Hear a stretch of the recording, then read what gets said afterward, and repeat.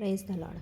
సామెతలు 1వ అధ్యాయం 1వ వచనం నుంచి 15వ వచనం వరకు జ్ఞానం చేసుకుందాం. దావీదు కుమారుడను ఇశ్రాయేలు రాజైన సొలొమోను సామెతలు.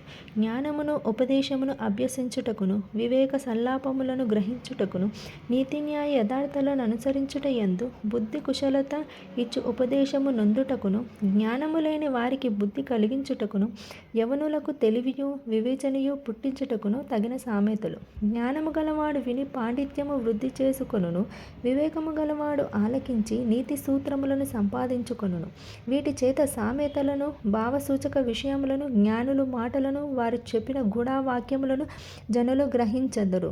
యెహోవా యందు భయభక్తులు కలిగియుండుట తెలివికి మూలము. మూర్ఖులు జ్ఞానమును ఉపదేశమును తిరస్కరించుదురు.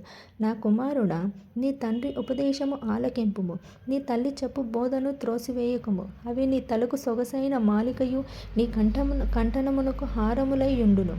నా కుమారుడా, పాపులు నిన్ను ప్రేరేపింపగా ఒప్పకుము. మాతో కూడా రమ్ము, మనము ప్రాణము తీయుటకై పొంచియుందము. నిర్దోషి అయిన ఒకని పట్టుకొనుట దాగియుందుము. పాతాళము మనుష్యులను మృంగివేయునట్లు వారిని జీవముతోనే మృంగివేయుదము. సమాధిలోనికి దిగువారు మృంగబడినట్లు వారు పూర్ణ బలముతో నుండగా మనము వారిని మృంగివేయుదము. రమ్ము అని వారు చెప్పునప్పుడు ఒప్పకుము. పలు విధములైన మంచి సొత్తులు మనకు దొరుకును. మన ఇండ్లను దోపుడు సొమ్ముతో నింపుకొందుము.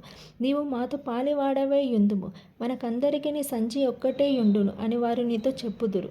నా కుమారుడా, నీవు వారి మార్గమును పోకుము, వారి త్రోవల యందు నడవకుండా నీ పాదమును వెనుకకు తీసుకొనుము. దేవుడు ఈ వాక్యాన్ని దీవించునుగాక.